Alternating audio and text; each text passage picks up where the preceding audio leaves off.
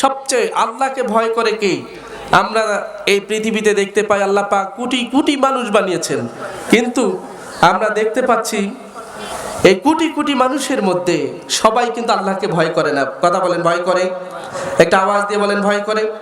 যদি আল্লাহকে ভয় করত তাহলে মসজিদের পাশ দিয়ে হেঁটে যায়, আজান হয়েছে, একামত হচ্ছে, এমত অবস্থায় আল্লাহর অনেক বান্দা মসজিদের পাশ দিয়ে হেঁটে যায় না? এক কথা বলেন, হেঁটে যায় কিনা? কেন হেঁটে যায়? তার মধ্যে আল্লাহর ভয় নাই।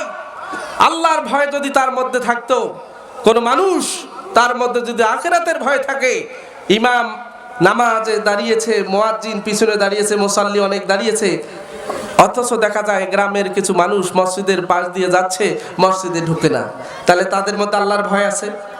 আমরা প্রাণ খুলে আজকে শুনবো। আমি ধন্যবাদ জানাচ্ছি আমাকে 1 ঘন্টা আলোচনার সুযোগ দিয়েছে। ইনশাআল্লাহ আমি কোরআন এবং হাদিস থেকে কিছু তথ্য আপনাদের সম্মুখে তুলে ধরবো ইনশাআল্লাহ। আমরা শুনবো আল্লাহর এই জমিনে আল্লাহকে ভয় করে কারা। আমরা আল্লাহকে ভয় করতে রাজি আছি কিনা বলেন? কেন ভয় করব? কোন জ্ঞানটা থাকলে আমি আল্লাহকে ভয় করব? আমরা এ বিষয়ে 1 ঘন্টা বক্তব্য শুনবো। কোরআন এবং সহিহ সুন্নাহ থেকে রাজি আছি। ওয়া তাওফীক ইল্লা বিল্লাহ। কারা কারা আলোচনা শেষ পর্যন্ত শুনবেন একটু হাত উঁচু করে দেখান। লিল্লাহি তাকবীর, লিল্লাহি তাকবীর। সম্মানিত শুধু হাত নামান। আমরা পবিত্র কোরআনুল কারীমের 96 নাম্বার সূরা, বলেন কত নাম্বার সূরা? 96 নাম্বার সূরা একটি আয়াত তেলাওয়াত করেছি। আমি মনে করেছিলাম আমাকে হয়তো সময় আরো কম দিবে, এই কারণে আমি সংক্ষেপ করে ফেলছি। কয়টা আয়াত তেলাওয়াত করেছি? একটি আয়াত তেলাওয়াত করেছি। এই সূরার নাম হচ্ছে সূরা আলাক। বলেন সূরার নাম কি? সূরা আলাক। এই সূরাতে রুকু রয়েছে একটি, আয়াত রয়েছে মোট সর্বমোট 19টি। এই সূরাতে শব্দ রয়েছে 72টি, বর্ণ রয়েছে 281টি। আপনি যদি প্রাণ খুলে এই সূরাটি তেলাওয়াত করেন, আপনাকে আল্লাহ পাক আক্ষরিক অর্থে সওয়াব দিবে 2810টি। জোরে বলি সুবহানাল্লাহ। ভাইরা আমার, এই সূরার নাম সূরা আলাক হলো কেন? আল্লাহ তাআলা এই সূরার 2 নম্বর আয়াতের সর্বশেষ যে শব্দ, এই শব্দটা হলো আলাক। শব্দটার নাম কি বলেন? একটু বলেন, শব্দটার নাম কি? আলাক। আইন, লাম, কফ, এই 3টে বর্ণ পড়লে 30 নাকি। এখানে যতক্ষণ থাকবো আমরা কোরআন এবং হাদিসের কথা বলবো এবং বলতে বললেও বলবো। রাজি আছি তো ইনশাআল্লাহ? শব্দ 3টার নাম কি? বর্ণ 3টার নাম কি? আইন, লাম, কফ। এই 3টা বর্ণ দিয়ে আলাক। এই আলাক শব্দের অর্থ হলো ঝুলন্ত। বলেন আলাক শব্দের অর্থ কি? ঝুলন্ত। আলাক শব্দের অর্থ হলো রক্তপিণ্ড। আলাক শব্দের অর্থ হলো লেগে থাকা। আলাক শব্দের অর্থ হলো সম্পর্ক তৈরি করা। জোরে বলি সুবহানাল্লাহ। এক একটা শব্দ দিয়ে 1 ঘন্টা মানে 1-2 ঘন্টা করে তাফসীর করা যাবে, কিন্তু সময় যেহেতু 1 ঘন্টা, আমরা একটা শব্দ নেব। কয়টা শব্দ নেব? কথা বলেন, কয়টা শব্দ? একটা। আমরা সর্বশেষ যে শব্দটা বলেছি, আলাক শব্দের অর্থ হলো সম্পর্ক তৈরি করা। বলেন কি তৈরি করা? সম্পর্ক তৈরি করা। একটু আমলের নিয়তে কথাগুলো শুনুন। ঠুস ঠাস কোনো আওয়াজ হবে না, কোনো গান গজল হবে না। যতক্ষণ কথা বলবো, একজন শিক্ষক যেমন শিক্ষার্থীদের সামনে কথা বলে, ঠিক তেমনি আমি কথা বলবো। আমরা শুনতে রাজি আছি তো ইনশাআল্লাহ? সর্বশেষ 4 নাম্বার যে অর্থ, সেটা কি? সম্পর্ক তৈরি করা। বলেন অর্থ কি? সম্পর্ক তৈরি করা। ভাইরা আমার, তাম পৃথিবীর বিশ্ব মানবতার একমাত্র দিশারি আমার নবী মুহাম্মদ রাসূলুল্লাহ সাল্লাল্লাহু আলাইহি ওয়াসাল্লাম হেরা পর্বত গুহায় জাবালে নূর পর্বতের 1000 মিটার উঁচুতে, বলেন কত হাজার মিটার উঁচুতে? 1000 মিটার উঁচুতে হেরা পর্বত গুহা, জাবালে নূর পর্বতের 1000 মিটার উঁচুতে ছোট্ট একটু জায়গা।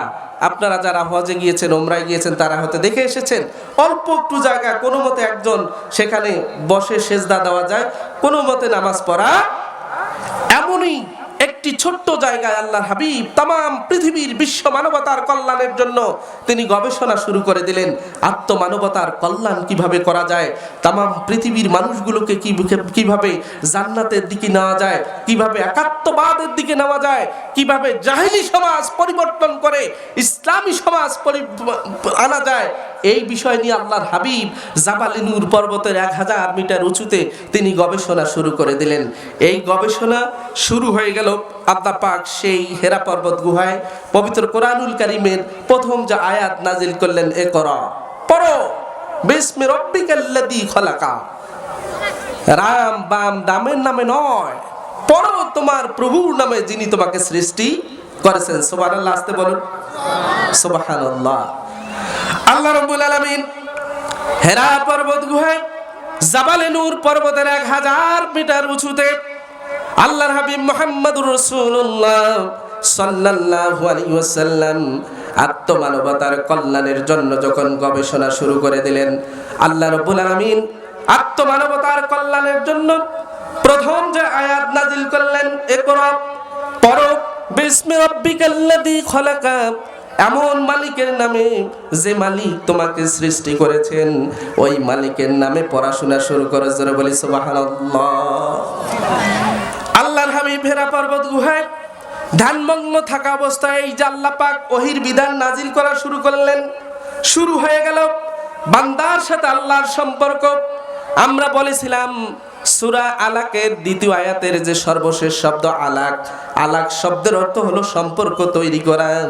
আল্লাহ রাব্বুল আলামিন হেরা পর্বত গুহায় সূরা আলাক নাজিল করে, কোরআনের বিধান নাজিল করে, ওহীর বিধান নাজিল করে বান্দার সাথে আল্লাহর সম্পর্ক তৈরি করে দিলেন। জোরে বলি সুবহানাল্লাহ। শুরু হয়ে গেল মালিকের সাথে বান্দার সম্পর্ক।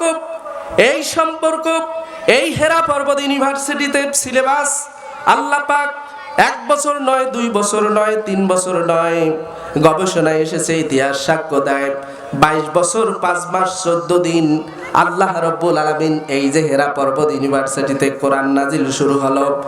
এই কোরআনুল কারীম পৃথিবীর জমিনে পরিপূর্ণভাবে পূর্ণতা, পুরো কোরআনুল কারীম ধাপে ধাপে নাজিল করতে আল্লাহ পাক সময় নিলেন 22 বছর 5 মাস 14 দিন।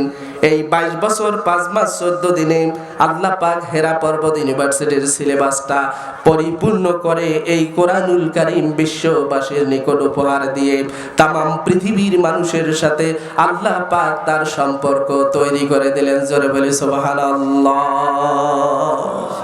ভাইরা আমার, সম্পর্ক তৈরি হয়ে গেল আল্লাহর সাথে বান্দার। কিসের মাধ্যমে? এই কোরআনুল কারীম হেরা পর্বত ইউনিভার্সিটিতে নাজিল হওয়ার পর থেকে সরাসরি বান্দার সাথে সম্পর্ক তৈরি হলো আল্লাহর। সুতরাং আমরা বক্তব্যের শুরুতে বলেছিলাম পৃথিবীর জমিনে lakh lakh crore crore million billion trillion মানুষ আছে, কিন্তু সব মানুষগুলো আমার আল্লাহকে ভয় করে না, আমার আল্লাহকে ভয় করে। হেরা পর্বত ইউনিভার্সিটিতে আল্লাহ পাক যে সিলেবাসটা নাজিল করেছেন, এই সিলেবাসের জ্ঞান যার মধ্যে রয়েছে তারাই শুধু আমার আল্লাহকে ভয় করে। কথা বলেন ঠিক কিনা? ভাইরা আমার, বলেছিলাম মসজিদের পাশে দিয়ে যায়, মসজিদে ঢুকে না। বুঝতে হবে হেরা পর্বত ইউনিভার্সিটিতে আল্লাহ পাক যে কোরআনের জ্ঞান নাজিল করেছেন, এই কোরআনের জ্ঞান যদি ওই ব্যক্তিটার মধ্যে থাকতো, হায় রে আফসোস, এই জ্ঞান যদি তার মধ্যে থাকতো, তার দুনিয়ার শত ব্যস্ততা থাকা সত্ত্বেও সে বাইরে ঘোরাফেরা না করে আগে মসজিদে ঢুকে নামাজ কায়েম করতো। কথা বলেন ঠিক কিনা? তাহলে বোঝা গেল আল্লাহর এই জমিনে আল্লাহকে শুধুমাত্র ভয় করে তারা। হেরা পর্বত ইউনিভার্সিটিতে আল্লাহ পাক যে ওহীর বিধান নাজিল করেছেন কোরআনুল কারীম, এই কোরআনুল কারীমের জ্ঞান যার মধ্যে রয়েছে, সে আল্লাহকে ভয় করে, সে জাহান্নামকে ভয় করে, জান্নাত পাওয়ার আশা করে। এই কারণে সে আল্লাহকে ভয় করে। আর যাদের মধ্যে এই কোরআনের জ্ঞান নাই, তারা আমার আল্লাহকে ভয় করে না। কথা বলেন ঠিক কিনা? ভাইরা আমার, প্রমাণ করে দেখাবো কোরআনের জ্ঞান যাদের মধ্যে আছে শুধু তারাই আল্লাহকে ভয় করে।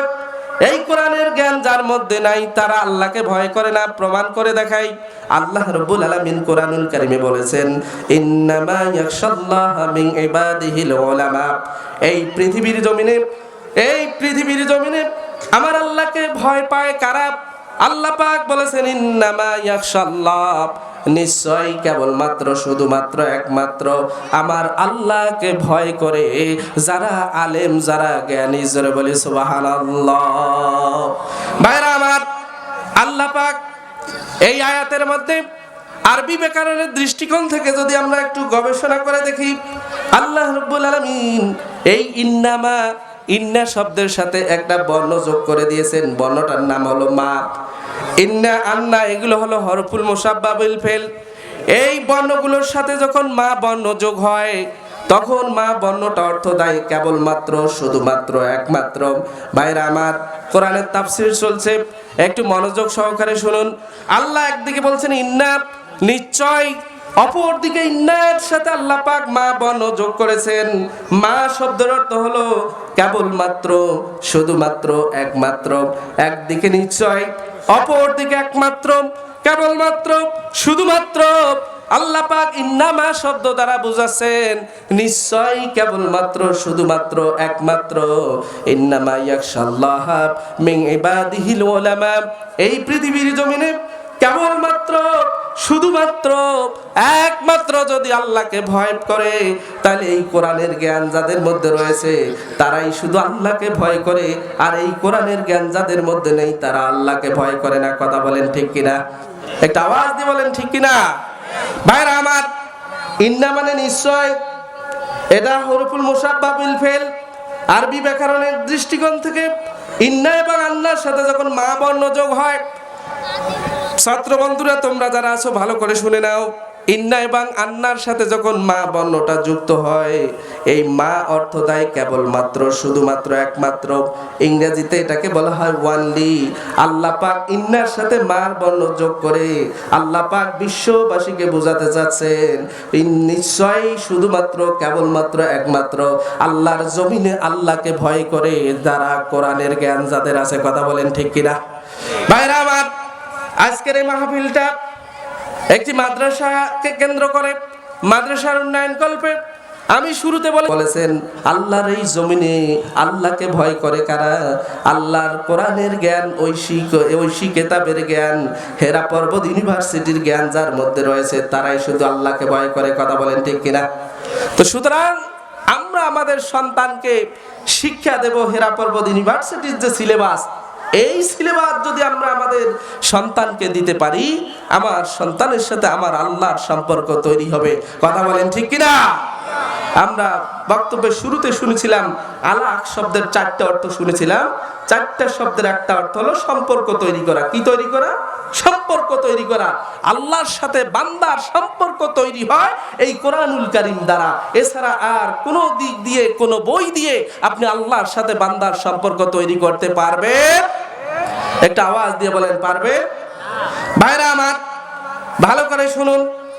এই কোরআনের জ্ঞান যাদের মধ্যে রয়েছে, আল্লাহর হাবিব তাদের ব্যাপারে কি বলেছেন একটু ভালো করে শুনুন। একটা হাদিস শুনাই আপনাদেরকে। আল্লাহর হাবিব বলেছেন, মাসালুল মুমিনিল্লাযী ইয়াকরাউল কোরআন মাসালুল উতরুজ্জা। আল্লাহর হাবিব বলেছেন, দুনিয়ার মানুষেরা শুনে রাখো রে, ওই সমস্ত মুমিন যারা নিজেদেরকে মুমিন দাবি করে, মাসালুল মুমিনিল্লাযী ইয়াকরাউল কোরআন, একদিকে তারা নিজেদেরকে মুমিন দাবি করে আর অপর দিকে তারা কোরআন তেলাওয়াত করে, কোরআন শিখে, কোরআন গবেষণা করে, কোরআন অনুসারে জীবন অতিবাহিত করে। এই রকম মুমিনদের উদাহরণ দিতে গিয়ে আমার আল্লাহর হাবিব বলেছেন মাসালুল উতরুজ্জা, এই সব মুমিনের উদাহরণ হলো এরা কমলা লেবুর মতো। জোরে বলি সুবহানাল্লাহ। একটু সুবহানাল্লাহ বলবেন না? ভাইরা আমার, আল্লাহর হাবিব ওই সব মুমিন যারা নিজেদেরকে মুমিন দাবি করে, অপর দিকে যারা কোরআনুল কারীম তেলাওয়াত করে, কোরআনের জ্ঞান শেখে, কোরআন নিয়ে গবেষণা করে, এদের উদাহরণ দিতে গিয়ে আমার আল্লাহর হাবিব বলেছেন ওই সমস্ত মুমিনের উদাহরণ হলো এরা হলো কমলা লেবুর মতো। আর কমলা লেবুটা কি? রিহুহা তিবুন ওয়া তুআমুহা তাইয়িবুন। কমলা লেবুর একটা সুঘ্রাণ রয়েছে, বলেন আছে না নাই? কমলা লেবুর একটা সুঘ্রাণ রয়েছে। এবং আপনি কমলা লেবুটা খাবেন, দেখবেন খুব টেস্ট লাগে। কি লাগে না বলেন? ভাইরা আমার, আল্লাহর হাবিব বলেছেন যারা কোরআন নিয়ে গবেষণা করে এদের উদাহরণ হলো কমলা লেবুর মতো। কমলা নিজে ঘ্রাণ ছড়ায়, কমলা খেতেও খুব স্বাদ লাগে। অর্থাৎ আল্লাহর হাবিব বুঝিয়েছেন কোরআনওয়ালারা যারা কোরআন নিয়ে গবেষণা করে, কোরআন নিয়ে সমাজ ব্যবস্থা চালায়, এরা নিজেরাও দামি, এদের সংস্পর্শে যারা আসবে তারাও দামি। জোরে জোরে বলি সুবহানাল্লাহ। ভাইরা আমার, কমলা লেবু আজ থেকে 15-20 বছর আগে বাজার থেকে যখন কমলা লেবু কিনে আনা হতো, কমলা লেবুর যে ছালটা আছে ওই ছালটা আমাদের গ্রাম অঞ্চলে চাটির মধ্যে রাখা হতো। এই ছালটা থেকে পুরো বাড়ি একটা সুঘ্রাণ ছড়াতো কিনা বলেন? এমন একটা সময় এসেছে কমলা লেবু বাড়িতে এনে ছোলা তো দূরের কথা, পুরাটা ভিতরে খুলেও কি নাই, সুঘ্রাণ নাই। আমরা মানুষ এতটা খারাপ হয়ে গিয়েছি, এতটা ভাবে আমরা ফরমালিন যুক্ত হয়ে গিয়েছি।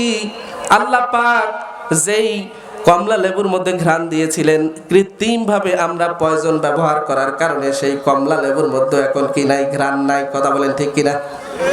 একটা সময় কমলা লেবুর ছোলাটা থেকে ঘ্রাণ বের হতো, এখন কমলা লেবু থেকে ঘ্রাণ বের হয় না।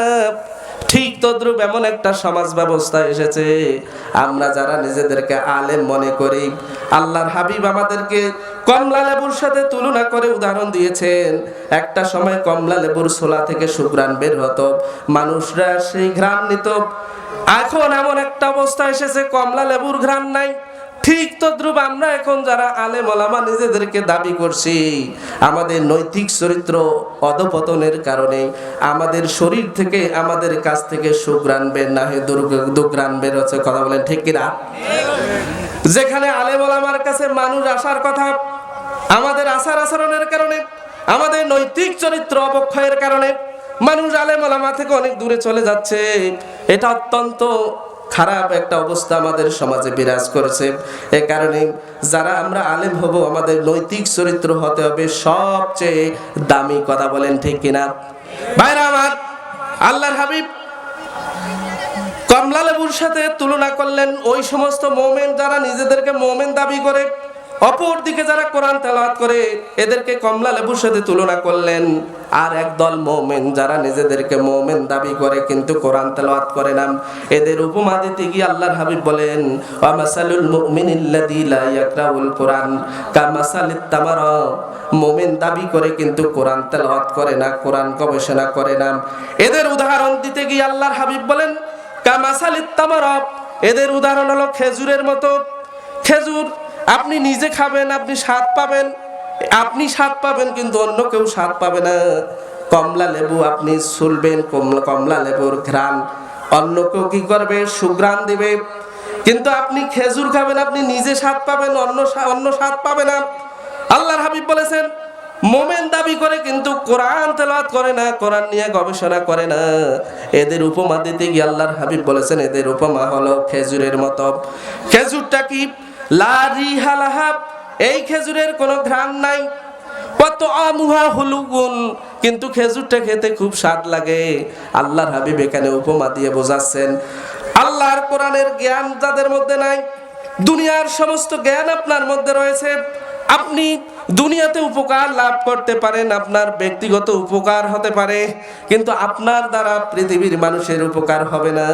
কিন্তু আল্লাহর কোরআনের জ্ঞান যাদের মধ্যে রয়েছে, যারা এই কোরআন নিয়ে গবেষণা করে, কোরআন পড়ে, কোরআন তেলাওয়াত করে, কোরআন অনুসারে পৃথিবীর শাসন ক্ষমতা চালানোর চেষ্টা করে, এরা নিজেরাও দামি, এদের সংস্পর্শে যারা আসবে ওরাও দামি। কথা বলেন ঠিক কিনা? তাই আমি উদাত্ত আহ্বান জানাবো, আপনাদের যাদের সন্তান আছে, এই সন্তানগুলোকে কমলা লেবু বানাতে হবে। রাজি আছি তো ইনশাআল্লাহ? কারা কারা আপনাদের সন্তানদেরকে কমলা লেবু বানাতে চান একটু হাত উঁচু করে দেখায়। লিল্লাহে তাকবীর, লিল্লাহে তাকবীর। আল্লাহ পাক আপনাদের সন্তানগুলোকে কমলা লেবুর মতো নিজেও সুগন্ধি এবং অন্যকেও সুগন্ধি ছড়ানোর তৌফিক দিন। সকলে বলি আল্লাহুম্মা আমিন। ভাইরা আমার, আরেকটা হাদিস আপনাদেরকে শোনাই। আল্লাহর হাবিব বলেছেন, আলাইকুম বিল কোরআন, ও দুনিয়ার মানুষেরা, আমার উম্মতেরা ভালো করে শোনো, আলাইকুম বিল কোরআন, তোমরা কোরআনকে আঁকড়িয়ে ধরো। এই কোরআনকে আঁকড়িয়ে ধরো, কোরআন অনুসারে সমাজ গঠন করো, এই কোরআন মেনে চলো। কোরআন মেনে চলা, কোরআন তেলাওয়াত করা, কোরআনের বিধান মানা, আলাইকুম বিল কোরআন, এটা তোমাদের জন্য অত্যাবশ্যক, তোমাদের জন্য অপরিহার্য। ভাইরা আমার, আল্লাহর হাবিব কেন বললেন আলাইকুম বিল কোরআন? এই কোরআন ধরে রাখা, এই কোরআন অনুসারে শাসন ব্যবস্থা কায়েম করা তোমাদের জন্য কেন অত্যাবশ্যক? আল্লাহর হাবিব অন্য জায়গায় বলেছেন তারাকতু ফিকুম আমরাইন লান তাদিল্লু মা তামাসসাকতুম বিহিমা কিতাবাল্লাহি ওয়া সুন্নাতা নাবিয়্যি। ও দুনিয়ার মানুষেরা শুনে রাখো, যতক্ষণ পর্যন্ত তোমরা দুটো জিনিসকে আঁকড়িয়ে ধরবে, লান তাদিল্লু মা তামাসসাকতুম বিহিমা, ততক্ষণ পর্যন্ত তোমরা পদদলিত হবে না, পথভ্রষ্ট হবে না। একটা হলো এই কোরআন, আর একটা হলো আমি নবীর সুন্নাহ। এই দুটো জিনিসকে যদি তোমরা আঁকড়ে ধরতে পারো, তামাম পৃথিবী তোমাদের করায়ত্ত হবে। আর কোরআনকে যখন তোমরা ভুলে যাবে, আমার সুন্নাহকে যখন তোমরা ভুলে যাবে, তখন দেখবা চতুর্দিক থেকে তোমাদের নিকট বিপদ আসবে। কথা বলেন ঠিক কিনা? আজ সারা পৃথিবীতে মুসলমান মার খায়, বাংলাদেশে মুসলমান মার খায়, ফিলিস্তিনে মুসলমান মার খায়, সিরিয়ায় মুসলমান মার খায়, যেখানে যেখানে মুসলমান রয়েছে মুসলমানরা মার খায়। মার খাওয়ার পেছনে কারণ হলো আমার আল্লাহর হাবিব বলেছেন আলাইকুম বিল কোরআন, ও আমার উম্মতেরা রে, তোমাদের উপর আবশ্যক দায়িত্ব হচ্ছে তোমরা কোরআনকে আঁকড়িয়ে ধরো। আল্লাহর হাবিব বলছে কোরআনকে আঁকড়িয়ে ধরতে, আর আমরা কোরআন থেকে এক আলোকবর্ষ মাইল দূরে চলে গিয়েছি। কথা বলেন ঠিক কিনা? ভাইরা আমার, আল্লাহর হাবিব বলেছেন ওয়াইন্নাহু ফাহমুল আকলে, এই কোরআনটা হচ্ছে জ্ঞানের ভান্ডার। এই পৃথিবীতে যত জ্ঞানের কথা বলেন না কেন, এমন কোন জ্ঞান নাই যে জ্ঞানটা আল্লাহ পাক এই ছোট্ট কোরআনটাতে দেন না। কেন কোরআনকে আঁকড়ে ধরবো? পৃথিবীর হাজার হাজার কোটি কোটি বই থাকতে পারে, সমস্ত বইকে বাদ দিয়ে ছোট্ট একটি কিতাবকে কেন আমরা আঁকড়ে ধরবো? আল্লাহর হাবিব বলেছেন ওয়াইন্নাহু ফাহমুল আকলে, এই কোরআনটা হচ্ছে সমস্ত জ্ঞানের ভান্ডার। চিল্লায় বলি সুবহানাল্লাহ। এই কোরআন হচ্ছে সমস্ত জ্ঞানের ভান্ডার। আপনি কি জ্ঞান জানতে চান? আপনি সমুদ্র বিজ্ঞান জানতে চান, এই কোরআনের কাছে প্রশ্ন করুন। অনেক সময় লাগবে, আমি ওদিকে যাচ্ছি না। আপনি যদি মাটি নিয়ে গবেষণা করতে চান, এই কোরআনকে বলুন। আপনি আকাশকে নিয়ে যদি গবেষণা করতে চান, কোরআনকে বলুন। পৃথিবীর এমন কোনো জ্ঞান নেই যেটা আল্লাহ পাক এই কোরআনে দেন নেই। আল্লাহ রাব্বুল আলামিন বলেন মা ফাররাতনা ফিল কিতাবি মিন শাইইন, এমন কোন পৃথিবীর জ্ঞান নাই যেটা আমি এই কোরআনুল কারীমে দেই নাই। এই কারণে আমার আল্লাহর হাবিব বলেছেন আলাইকুম বিল কোরআন, ও আমার উম্মতরা রে, তোমরা কোরআনকে আঁকড়ে ধরো। কারণ এই কোরআনটা হচ্ছে ওয়াইন্নাহু ফাহমাল আকলে, এই কোরআনটা হচ্ছে সমস্ত জ্ঞানের ভান্ডার। ভাইরা আমার, আমরা আল্লাহর দিদার কে কে চাই? একটু হাত উঁচু করে দেখাই। আল্লাহর দিদার বলতে আল্লাহর সাথে সাক্ষাৎ আমরা কে কে করতে চাই? একটু হাত উঁচু করে দেখাই। লিল্লাহি তাকবীর, লিল্লাহি তাকবীর। আল্লাহর সাথে আমাদের দিদার হোক, আমরা সবাই চাই। সকলে বলি আল্লাহুম্মা আমিন। ভাইরা আমার, আপনি আল্লাহর সাথে দিদার করবেন, কেমনে দিদার করবেন? আমার আল্লাহ পাক কোরআনুল কারীমে বলেছেন ইয়া আইয়ুহাল ইনসান ইন্নাকা কাদিহুন ইলা রাব্বিকা কাদহান ফামুলাকিক। ও আমার পৃথিবীর মানুষেরা শুনে রাখো, তোমরা যদি আমার সাথে মোলাকাত করতে চাও, আমার সাথে সাক্ষাৎ করতে চাও, তোমাদেরকে কষ্ট করতে হবে, অতিশয় কষ্ট করতে হবে। আর তোমাদেরকে ভালো ভালো আমল করতে হবে। আর এই আমলের মাধ্যমে তোমরা আমার সাথে সাক্ষাৎ করতে পারবে। ভাইরা আমার, আমল করতে হলে এলেম লাগবে কিনা বলেন? আপনি আমল করবেন, আমলের মাধ্যমে আল্লাহর সাথে সাক্ষাৎ করবেন। এখন আপনি যে আমলটা করবেন, আমলটার জন্য এলেম দরকার আছে না নাই? আর এলেম, এই কোরআনের চাইতে বড় এলেম পৃথিবীতে আর কোথাও নাই। কথা বলেন ঠিক কিনা? এই কোরআনের চেয়ে পৃথিবীতে আর কোনো জ্ঞানের বড় উৎস কোনো গ্রন্থ আছে? আমরা আল্লাহর সাথে দেখা করতে চাই। দেখা করতে হলে আল্লাহ পাক বলেছেন ফামান কানা ইয়ারজু লিকা রাব্বিহি ফালইআমাল আমালান সালিহা। আমার আল্লাহ বলছে দুনিয়ার মানুষেরা রে, তোমরা যারা ইচ্ছা পোষণ করো আমি আল্লাহর সাথে দেখা করতে, এক নাম্বার দায়িত্ব হচ্ছে আমালান সালিহা, তোমরা নেক আমল করো। কি আমল করো? নেক আমল করো। আর নেক আমল, আপনি যদি আপনার এলেম যদি না থাকে, কোরআনের জ্ঞান যদি না থাকে, আমি নেক আমল করতে পারবো? তাহলে নেক আমল করতে হলে কোরআনের জ্ঞান লাগবে, আর নেক আমল যখন আমরা করব, নেক আমলের মাধ্যমে ফামান কানা ইয়ারজু লিকা রাব্বিহি ফালইআমাল আমালান সলিহা, আমার আল্লাহ বলছে তোমাদের মধ্যে কেউ যদি আমার সাথে সাক্ষাৎ করতে চায়, তার এক নাম্বার দায়িত্ব হচ্ছে সে যেন আমলে সলে করে। আর আমলে সলে করতে হলে এই কোরআনের জ্ঞান লাগবে কি লাগবে না? কথা বলেন, লাগবে কি লাগবে না? এই কোরআনের জ্ঞান আমরা শিখতে রাজি আছি তো ইনশাআল্লাহ? ভাইরা আমার, কোরআনের জ্ঞান যদি আপনার না থাকে, আপনি ইবাদত করবেন, আপনার ইবাদতের ত্রুটির কারণে আপনার ইবাদত কবুল হবে না। একজন আবেদ ব্যক্তি আল্লাহকে খুব ভালোবাসে, আল্লাহকে খুব ভয় করে, সে কি করলো? জঙ্গলে চলে গেল। জঙ্গলে চলে যাওয়ার পরে পাখির কিচিরমিচির আওয়াজ, সমুদূর কণ্ঠ যখন তার কানে আসলো, ওই আবেদ, ওই মূর্খ আবেদ যার মধ্যে কোরআনের জ্ঞান নাই কিন্তু আল্লাহর আশিক, সে জঙ্গলে যাওয়ার পর পাখির গান যখন শুনল, তখন বলল, আল্লাহ যেই কান দিয়ে এত সুমিষ্ট কণ্ঠে পাখির আওয়াজ আমার কানে আসতেছে, আল্লাহ এই কানের নিয়ামতের ইবাদত আমি তোমার করতে পারি নাই, সুতরাং এই কান দিয়া আমি আর ওই পাখির আওয়াজ শুনবো না। ওই আবেদ করলো কি? গোবর দিয়া দুটো কান বন্ধ করে দিল। ভাইরা আমার, জঙ্গলের মধ্যে হরেক রকমের ফুল ফুটছে, ফুলের সুঘ্রাণে মৌ মৌ গন্ধ তার নাকে যখন আসা শুরু হয়ে গেল, আল্লাহকে বলছে, আল্লাহ এত সুঘ্রাণ এই যে নাকে আমার আসছে, এই নাকের তো আমি তোমার ইবাদত করতে পারি নাই, সুতরাং এই নাক দিয়া আমি আর এই ঘ্রাণ নেব না। গোবর নিয়া, ময়লা নিয়া তার নাকের দুইটা ছিদ্র বন্ধ করে দিল। এই দরবেশ কান বন্ধ করলো, নাক বন্ধ করলো, দুটো বন্ধ করে সেজদায় অবনত হয়ে গেল, নামাজে দাঁড়িয়ে গেল। বলেন তো দেখি, তার নাকে এবং কানের সে যে দ্রব্যগুলো ঢুকিয়েছিল, এটা কি এটা কি আপনার হালাল না হারাম? কথা বলেন, হালাল না হারাম? তার মধ্যে যদি এই জ্ঞানটা থাকতো যে এটা নাপাক, এটা কানে নাকে দিলে দাঁড়ালে নামাজ হবে না, তাহলে সে কি এটা দিত?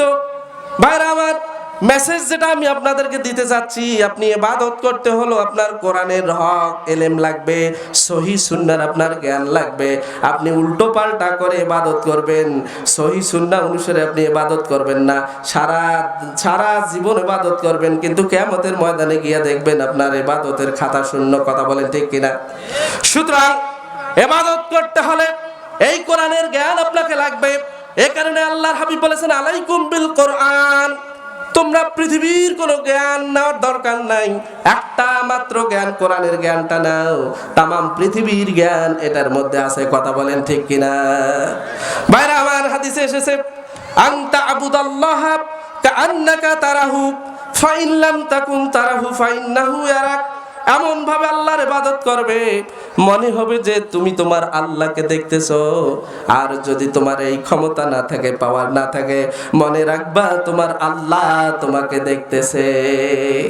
এই যে হাদিস বললাম, এই হাদিসের জ্ঞান যদি আপনার না থাকে, আপনি নামাজে দাঁড়িয়েছেন, নামাজের মধ্যে পৃথিবীর সমস্ত আকথা কুকথা, দোকানের যাবতীয় যে হিসাবগুলো আপনি ক্যালকুলেটর দিয়ে আপনি হিসাব করতে পারেন নাই, নামাজে দাঁড়ানোর কারণে শয়তানের সহযোগিতায় সমস্ত হিসাবগুলো আপনার মিলে যাচ্ছে। কারণ আপনার তো কোরআনের জ্ঞান নাই, হাদিসের জ্ঞান নাই।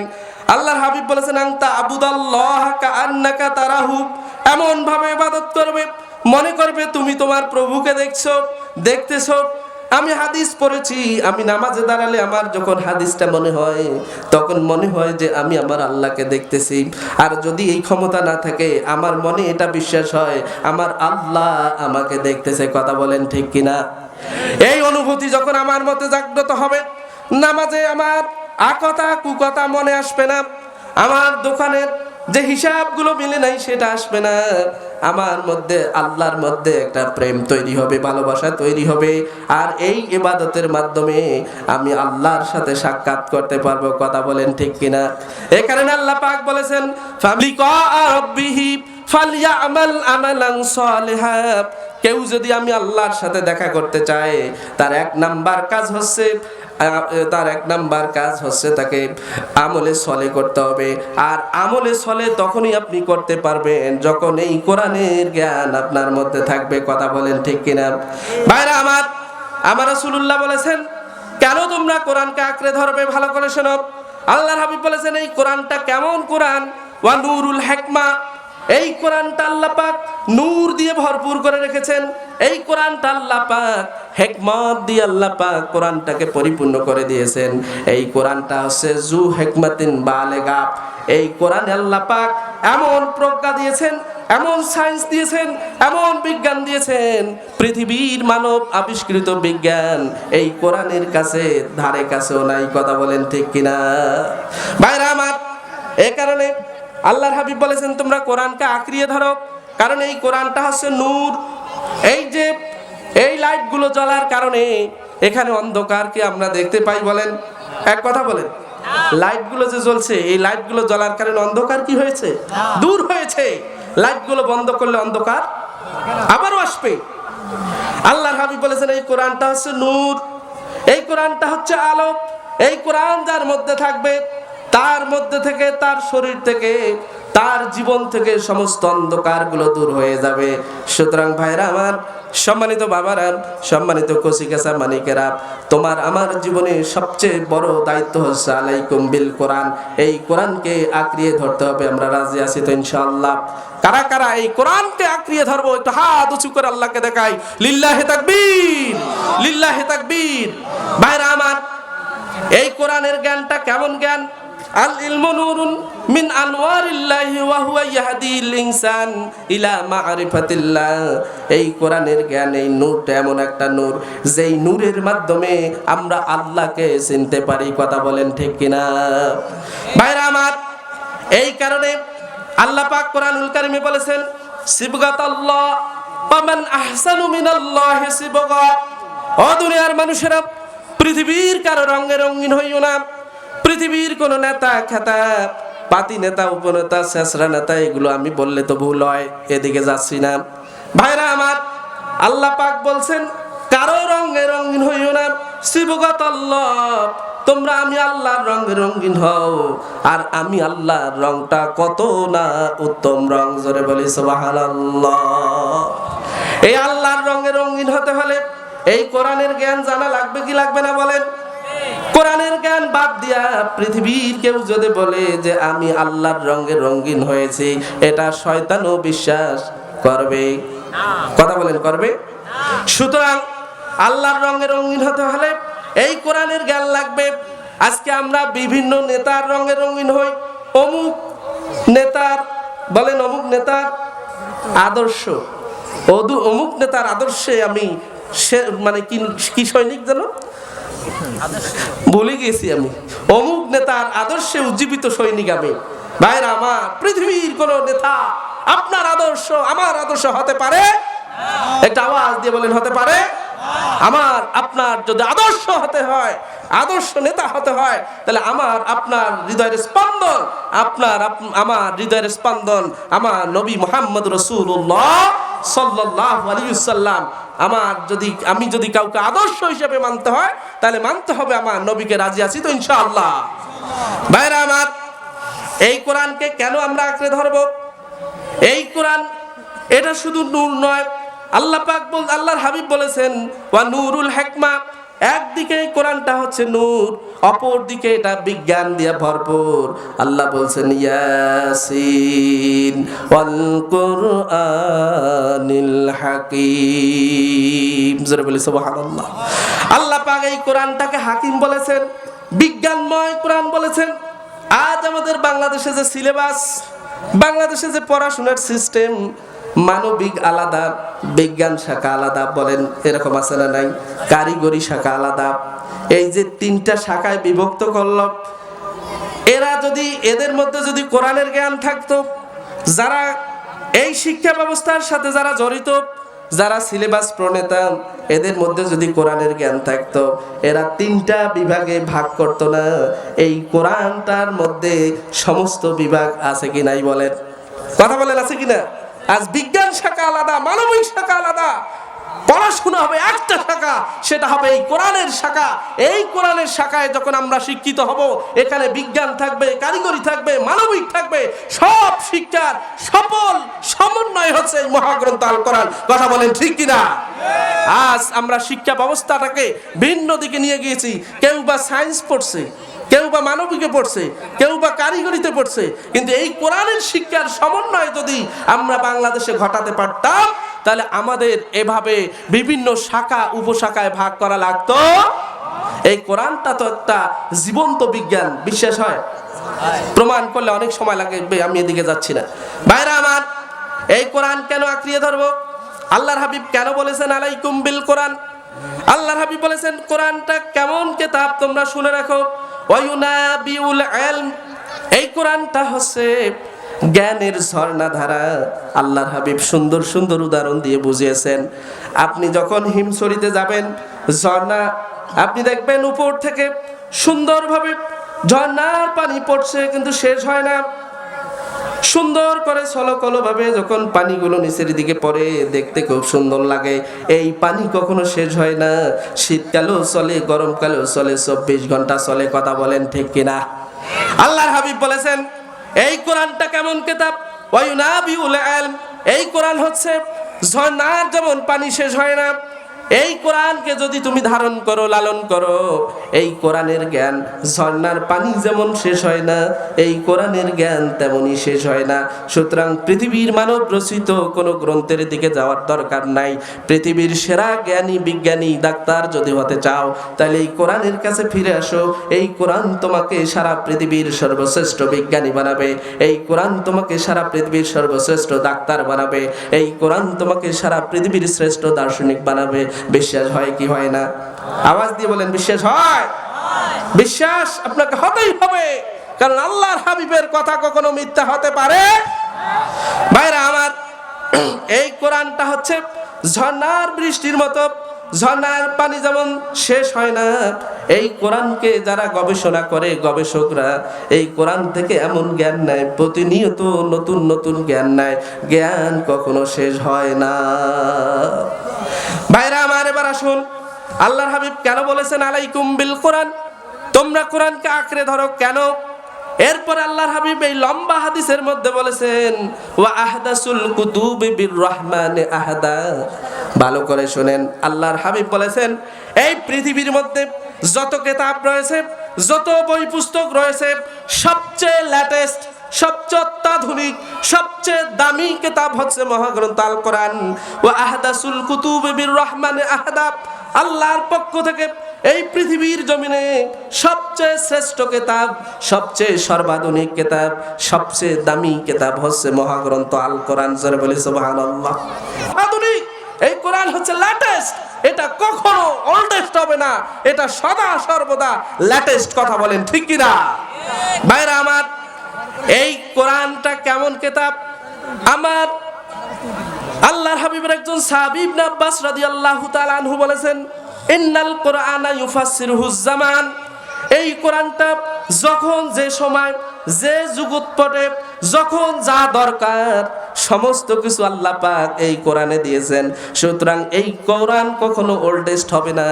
এই কোরআনটা হচ্ছে ওয়াহদাসুল কুতুবি বির রহমানে আহাদা, আল্লাহর পক্ষ থেকে পৃথিবীর জমিনে সবচেয়ে সর্বাধুনিক কিতাব হচ্ছে এই কোরআন।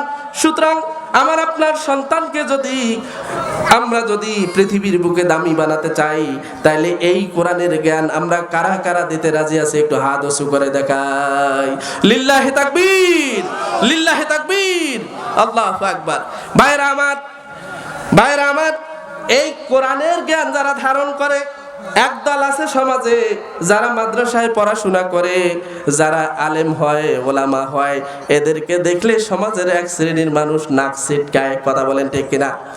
কথা বলেন ঠিক কিনা? আলেম ওলামাদেরকে দেখলে নাক ছিটকায়। একটা ছোট্ট গল্প বলি। এক ছেলে আমার রাসূলুল্লাহ সাল্লাল্লাহু আলাইহি সাল্লামকে ভালোবেসে তার একটা সুন্নাহ দাড়ি রেখেছে। টকবকে যুবক, চাইলে দাড়ি ক্লিন শেভ করে বেগানা মেয়ের হাত ধরে রাস্তায় ঘুরেফেরা করতে পারতো, কিন্তু আল্লাহকে ভয় করে আল্লাহ রাসূলের একটা সুন্নাহকে জিন্দা করতে গিয়া দাড়ি শেভ করে নাই। সে দাড়ি রেখেছে, বয়স খুব কম, একবারে বয়সের শুরুতে দাড়ি রেখেছে। রাস্তা দিয়ে হাঁটছে, মুরব্বী কিছু আছে, মুরব্বী জিজ্ঞেস করে এই তোর চুলকায় না? এক কথা বলেন, এরকম লোক আছে না? নিজে ইসলাম মানে নাই, আবার একজন মুসলিম ভাই ইসলাম মেনেছে, ওর চুলকানি শুরু হয়ে গিয়েছে। কথা বলেন ঠিক কিনা? ওই যুবক ছেলে টকবকে যুবক যৌবনের উন্মাদনায় কত খারাপ কাজ করতে পারতো, খারাপ কাজ না করে আল্লাহ রাসূলের একটা সুন্নাহ। এই যে ছেলেটা কত সুন্দর দাড়ি রেখেছে, দেখো তো চেহারাটা কত সুন্দর, মাশাআল্লাহ। দাড়ি তো কামাও নাই না, ছাটো নাই। এখন তো মৌলবীর ঘরও দাড়ি ছাটে কাটে। আমি এদিকে মাসালা দিকে যাচ্ছি না, মাসালা আমার বিরুদ্ধে চলে যাবে, আমি দিকে যাচ্ছি না। কাসু শারেফ ওয়া হেফাউল্লাহিয়া, মুসকে তারাও দাড়িকে বাড়াও, কাটিং সাটিং নো, ইসলাম এটা সাপোর্ট করে। ভাইরা আমার, তরুণ যুবক ছেলে মুরব্বি টিটকারি করে বলছে তোর চুলকায় না।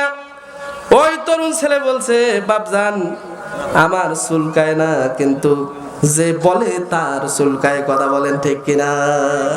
ভাইরা আমার, যে কথাটা বলতে যাচ্ছিলাম, আজকে যারা কোরআন হাদিসের জ্ঞান অর্জন করে এদেরকে সমাজের এক শ্রেণীর মানুষ দেখে নাক ছিটকায়, এদেরকে ব্যাকডেটেড মনে করে, এদেরকে খ্যাত মনে করে।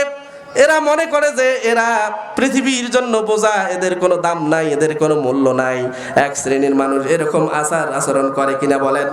অথচ ওরা জানে না পৃথিবীর জমিনে তাহতা আদিমিস সামা ফাওকাল আরদ, আসমানের নিচে জমিনের উপরে সবচেয়ে নামী, সবচেয়ে দামি, most prestigious, most powerful, most dignified যদি কোনো মানুষ থাকে সেটা হচ্ছে আলেম ওলামা।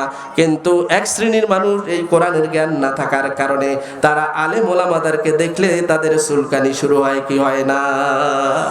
ভাইরা আমার, এরকম চুলকানি শুরু হলে এই যে হাদিস, একটা হাদিসও এখনো শেষ করতে পারি নাই, আমার সিডি চলে এসেছে, হাদিস লম্বা, এখনো অনেক ব্যাখ্যা শেষ, এখনো অনেক সময় লাগবে। ভাইরা আমার, হাদিসগুলো শুনিয়ে দিবেন। এই পৃথিবীর জমিনে সবচেয়ে সর্বাধুনিক কিতাবের জ্ঞান যার মধ্যে থাকে, এই লোকটা কখনো ব্যাকডেটেড হতে পারে? এক কথা বলেন, হতে পারে? পৃথিবীর জমিনে সবচেয়ে দামি ব্যক্তি হলো এই কোরআনের জ্ঞান যে ধারণ করে, লালন করে, কোরআন অনুসারে যে জীবন চালায়, এর মতো দামি ব্যক্তি পৃথিবীর জমিনে আর কেউ হতে পারে না। ভাইরা আমার, আজকের ঘটনা বলি, গেলাম পাসপোর্ট অফিসে, পাসপোর্টের কাগজপত্র জমা দিতে, আমার 2-3টি কাগজ আমার মিসিং। আমাকে বলল যে আপনি আজকে চলে যান, আর একদিন আসেন। তারপর যখন আমার সাথে যখন 2-3 মিনিট কথা বললো, কথা বলার পরে বলল যে না, আপনাকে আর ফেরত যেতে হবে না, আমি আপনার কাজ করে দিচ্ছি। আলহামদুলিল্লাহ বলবেন না? আমার সাথের লোকগুলোকে ফিরিয়ে দিল, কিন্তু আমার সাথে 2-4 মিনিট কথা বলার পরে সে আর আমাকে ফিরালো না, বললো যে আমি আপনার কাজ নিজেই করে দিচ্ছি। সে নিজ হাতে আমার কাজগুলো করে দিল। আলহামদুলিল্লাহ বলবেন না? তো ব্যাকডেটেড, আমরা ব্যাকডেটেড। বড় অফিসার নিজ হাতে কাজ করে দিল এবং শেষে সার করে সম্বোধন করলো এবং শেষে ফেসবুক আইডি, ইউটিউব লিংক সব নিল। তা আমি তো তখনই তো বুঝলাম যে আল্লাহ আলেম ওলামাদের মর্যাদা কতটা আকাশচুম্বী করে দিয়েছে। আমার কাছে আমার দাম না থাকতে পারে, কিন্তু আমার আল্লাহর কাছে আমার দাম আছে। কথা বলেন ঠিক কিনা? সুতরাং নিজেকে ব্যাকডেটেড ভাবার কোনো দরকার নেই। আজ আমরা ইনফিরিয়রিটি কমপ্লেক্সে ভুগি, হীনমন্যতায় ভুগি। আমরা যারা মাদ্রাসায় পড়াশোনা করি, আমরা যারা নিজেদেরকে হীনমন্যতায় ভুগি, আসলে নিজেকে হীনমন্যতায় ভোগা যাবে না। নিজের দাম নিজে বুঝতে হবে। আমার আল্লাহ সুবহানাহু ওয়া তাআলা আলেম ওলামাদের দাম তাম বিশ্বময় ছড়িয়ে দিক, সকলে মিলে আল্লাহুম্মা আমিন। আমি আলোচনা শেষ করে দিচ্ছি, মেহমান মানে চলে আসছে না। ভাইরা আমার, সর্বশেষ 1 মিনিট কথা বলে শেষ করে দিচ্ছি। আমরা একটা হাদিসেরও এখনো ব্যাখ্যা শেষ করতে পারি নাই। এই হাদিসের দাবি যেটা, সেটা হলো আমরা সবাই কোরআন পড়ব। রাজি আছি তো ইনশাআল্লাহ? একটু হাত উঁচু করে আল্লাহকে দেখাই, একটু ওয়াদা করাই আপনাদেরকে, একটু হাত উঁচু করেন, সবাই হাত উঁচু করেন, সবাই হাত উঁচু করেন। আল্লাহ তোমার এই বান্দার হাত উঁচু করেছে, যারা কোরআন শরীফ দেখে পড়তে পারে না, আল্লাহ তাআলা তাদের জীবদ্দশায় এই কোরআনুল কারীম দেখে দেখে তেলাওয়াত করার তৌফিক দান করুন, সকলে বলে আল্লাহুম্মা আমিন। আল্লাহ যারা দেখে দেখে কোরআন তেলাওয়াত করতে পারে তাদেরকে অর্থ বুঝে এবং সেই অনুসারে আমল করার তৌফিক দান করুন, সকলে বলে আল্লাহুম্মা আমিন। হাত নামান। সর্বশেষ একটি ওয়াদা নিয়ে আমার আলোচনা শেষ করে দিচ্ছি। আমরা আমাদের প্রত্যেক পরিবার থেকে সবচেয়ে স্মার্ট, সবচেয়ে সুদর্শন, সবচেয়ে মেধাবী সন্তানটাকে আমরা কারা কারা মাদ্রাসায় দেবো, একটু হাত উঁচু করে দেখাই। লিল্লাহি তাকবীর, লিল্লাহি তাকবীর। ভাইরা আমার, কেন আমাদের মেধাবী সন্তানটাকে মাদ্রাসায় দেব? আমরা যারা বাবা ল্যাংড়া, খোরা, ভূতা, অটিস্টিক, বিকলাঙ্গ, আনস্মার্ট, মেধা কম, যেটা দিয়ে কিছু চলে না, এটাকে দেয় ফি সাবিলিল্লাহ। শয়তান খিলখিল করে হাসে। যেটা চলে না ওইটা মাদ্রাসা দিয়ে ওটা কি করবে? আপনার যে ছেলেটা স্মার্ট, যে ছেলেটা তুখোর মেধার অধিকারী, যেই ছেলেটা ইঞ্জিনিয়ার্স, যেই ছেলেটা এমবিবিএস এ চান্স পায়, এই ছেলেটাকে যদি আপনি মাদ্রাসায় সায়েন্সে পড়াতেন, এই ছেলেটা একদিকে এমবিবিএস ডাক্তার হতো, একদিকে সে মানব বডির চিকিৎসা করত, অপরদিকে মানব রুহের চিকিৎসা করতে। কথা বলেন ঠিক কিনা? ইসলামের ইতিহাসে তাই তো দেখা যায়। এক ইবনে সিনাকে বাদ দিলে পুরো চিকিৎসা বিজ্ঞান বাদ দিতে হবে। ইবনে সিনা একজন মুফাসসিরে কোরআন ছিল, আবার সে একজন সফল ডাক্তারও ছিল। আমরা আমাদের সন্তানগুলোকে মাদ্রাসায় প্রয়োজনে সায়েন্সে পড়াবো। আমি যে মাদ্রাসায় শিক্ষকতা করি, আমার মাদ্রাসা থেকে এই বছর, গেল বছর, তার আগের বছর তিনটি বছর একবারে লাগাতারে মেডিকেলে চান্স পেয়েছে। সুবহানাল্লাহ বলবেন না? যেটা বিভিন্ন কলেজগুলোতে পড়াশোনা করে চান্স পায় নাই, আমার মাদ্রাসা থেকে পড়াশোনা করে 3 বছর টানা মেডিকেলে চান্স পেয়েছে। পাবলিক বিশ্ববিদ্যালয় তো আরো আছেই। তাইলে যারা মাদ্রাসায় পড়ে এরা ব্যাকডেটেড নয়। আমি উদাত্ত আহ্বান জানাবো, আমরা যেন আমাদের মেধাবী সন্তানগুলোকে মাদ্রাসায় পড়াশোনা করিয়ে মাদ্রাসা শিক্ষার বিপ্লব ঘটিয়ে এই বাংলার জমিনে আল্লাহর দ্বীন কায়েমে যেন আমরা সহযোগিতা হতে পারি। সকলে বলি আল্লাহুম্মা আমিন। এই উদাত্ত আহ্বান জানিয়ে আখতাতিমু মাকালাতিল মুখতাসার বিহাযাল কাওল। আসসালামু আলাইকুম ওয়া রাহমাতুল্লাহি ওয়া বারাকাতুহু।